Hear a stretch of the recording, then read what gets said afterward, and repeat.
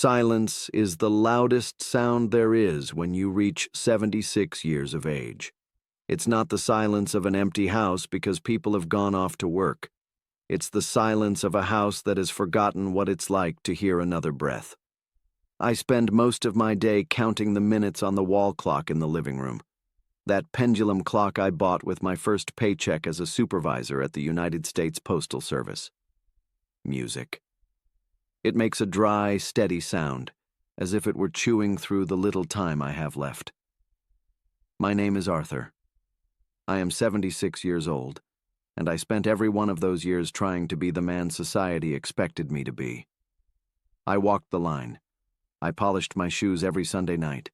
I kept my lawn trimmed to the exact length. I was never 1 minute late to work in 38 years of service.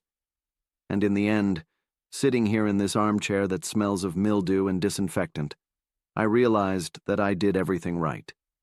And still, I lost. You grow up hearing that if you are a good man, if you work hard, if you don't cause trouble, life will reward you with a peaceful old age surrounded by love. It's a beautiful lie, but it's still a lie.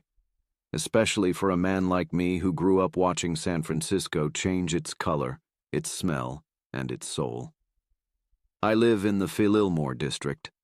They used to call this place the Harlem of the West. There was jazz on every corner, the smell of Southern food drifting through open windows, and a feeling that despite everything happening out there, we were safe here. Today, the Victorian houses around me have been painted in pastel colors by people who don't know who Duke Ellington was. They walk past me and offer that polite but empty smile, as if I were just another piece of old sidewalk furniture they haven't yet found the time to remove. What hurts isn't the knee that cracks every time I try to stand up, nor my eyesight, which is growing cloudy like the fog that rolls in from San Francisco Bay every afternoon. What hurts is the emptiness on the left side of the couch. It's the fact that I no longer have anyone to call to talk about the baseball game or complain about the price of milk. I lost Leo. And losing Leo was like someone turned off the light in a room where I am still trying to find the exit. We were friends for 62 years. That's almost an entire lifetime inside another. I met Leo in 1962 on my first day of work at the mail distribution center. He was a skinny guy with a smile that made it seem like he knew a joke no one else did.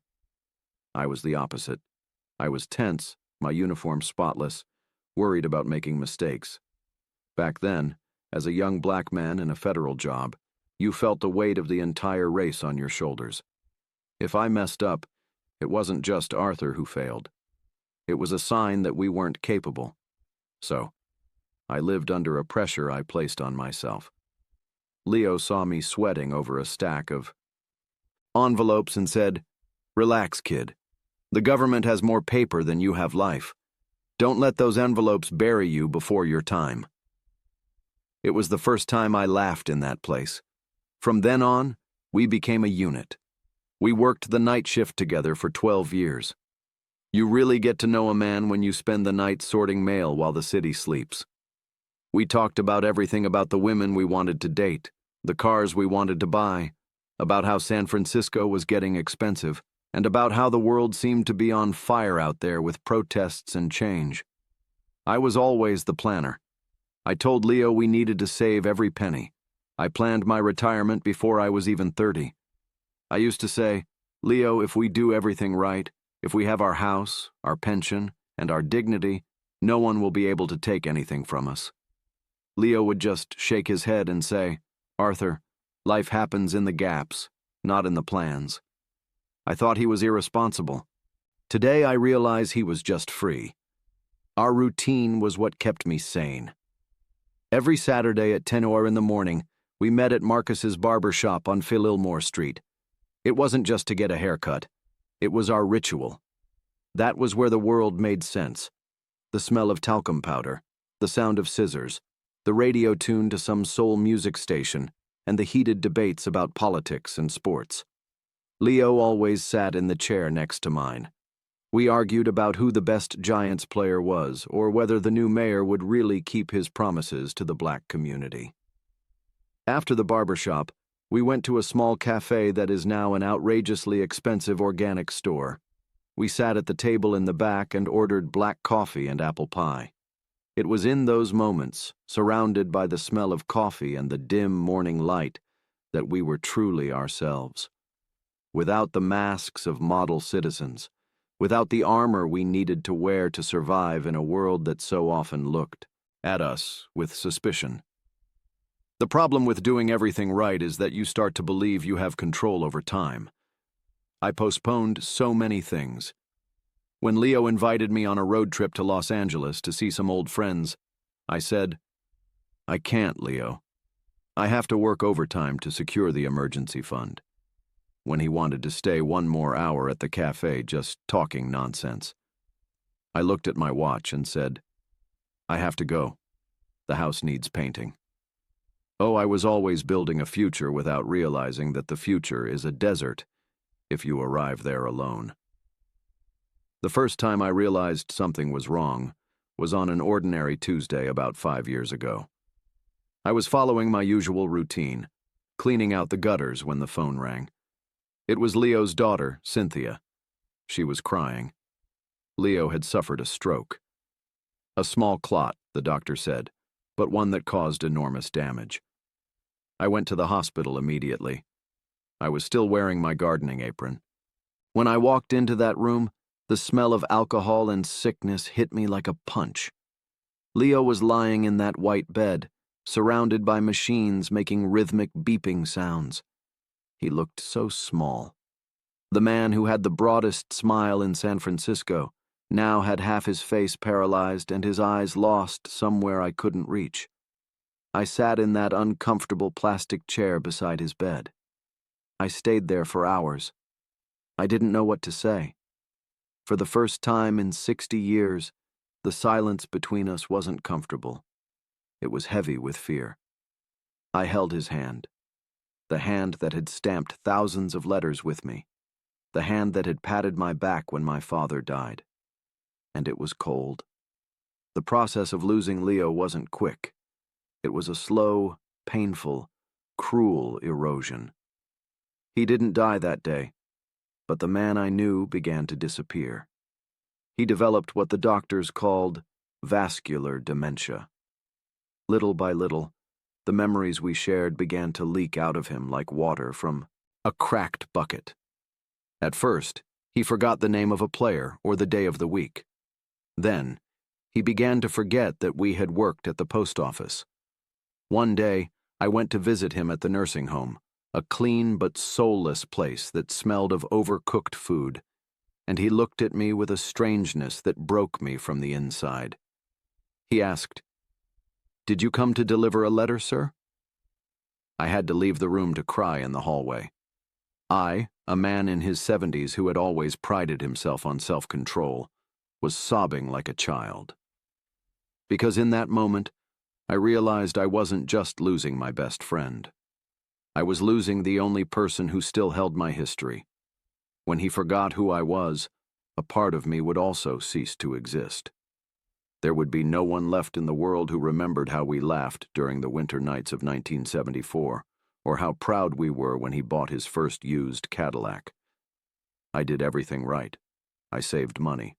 I took care of my health. I was a good neighbor. But none of those victories could buy back a single afternoon of lucid conversation with Leo. I had the money to pay for the best treatment. But money was useless against the slow death of a man's mind. Leo passed away 4 months ago. The funeral was held in a small Baptist church we used to attend when we were young. The pew was hard and the air was heavy with the smell of lies and roses. There were few people there. Most of our contemporaries had already passed on or were too frail to attend. I looked at the polished wooden casket and felt a dull anger. Anger at myself. Anger for believing that work and respectability were the ultimate goals. After the funeral, I followed the usual ritual. I went to our barber shop. Marcus, who is now almost as old as I am, gave me a tight hug. We didn't exchange many words. He simply pointed to the empty chair next to mine. I sat down, smelled the talcum powder, heard the radio, but the world was mute. Realized that for decades, I had thought routine was what mattered. But it was the people within the routine who gave everything its color. Now I return home, and the first thing I do is take off my jacket and hang it carefully on the hanger. I wash the dishes immediately after dinner. I fold the towels with military precision. These are the habits of a lifetime spent doing the right thing. But sometimes I stop in the middle of the kitchen, a plate in my hand, and ask myself, why? For whom am I maintaining all this order? I watch young people today here in San Francisco, rushing back and forth with their phones, worried about careers, investments, and the image they project. I feel like stopping one of them on the street and saying, listen, I have a paid-off house, a solid bank account, and an impeccable record. And I would trade all of it, every cent, for one more Saturday morning listening to Leo complain about the government while we ate that cheap apple pie. It flurry. Loneliness in old age isn't like in the movies. It's not a grand drama with sad music playing in the background. It's something small and persistent. It's cooking a pot of stew and knowing you'll eat the same thing for the next 5 days because it makes no sense to cook for just one. It's seeing something funny on television and starting to turn your head to comment only to be struck by the vacuum of an empty room. Sometimes I pick up the old letters he wrote to me when he traveled to Mississippi to visit family 40 years ago. His handwriting was messy, full of spelling mistakes, but overflowing with life. I reread those words and try to hear his voice. I try to remember the tone, the raspy laugh, but memory is treacherous. It grows paler with each passing day, like a photograph left in the sun. I feel like the last watchman of a world that no longer exists. The people who knew who young Arthur was, Arthur full of dreams and fears, are gone. To the rest of the world, I'm just an old black man walking slowly down the street, taking up space. No one knows I was the best supervisor that post office ever had. No one knows that Leo and I were kings of that sidewalk. If I could go back in time, I would have been a little less correct and a little more present. I would have skipped work on that day when the sun was shining and Leo wanted to go fishing on the pier. I would have let the grass grow a little longer if it meant spending one more hour listening to his stories about the jazz clubs of the 1950s. I thought I was building a fortress to protect myself from old age, but I ended up building a luxury prison where I am the only inmate. We spend our entire lives trying to avoid pain, trying to avoid mistakes, trying to make sure nothing goes out of place. But the truth is that loss is the only final destination for those who love, and there is no financial planning or moral conduct that prepares you for the weight of an empty chair. I look at my hands now. They are covered with age spots, the bones visible beneath thin skin. These are hands that worked hard, hands that did everything that was asked. But they are empty. Maybe what I want to say is that life is not about what you accumulate or how clean your record is. It's about the witnesses to your existence. And when you lose your best witness, you start to question whether all of it really happened. I still go to the barber shop every Saturday. Marcus still sees me at 10 in the morning, but I no longer sit in my usual chair. I sit in Leo's chair. Sometimes if I close my eyes tightly enough, I can almost smell the cheap cigar he used to smoke before coming in. It's a small, almost pathetic comfort, but it's what I have left. I don't have grand advice to give. I'm not a wise man on a hill. I'm just a 76-year-old man who discovered too late that the greatest wealth I ever had wasn't in the bank, but in late-night conversations and the handshakes of a friend who knew me better than I knew myself. Night is falling here in San Francisco. The fog is creeping up the street, hiding the expensive houses and modern cars. I will lock the door, check the windows 3 times, as I always do.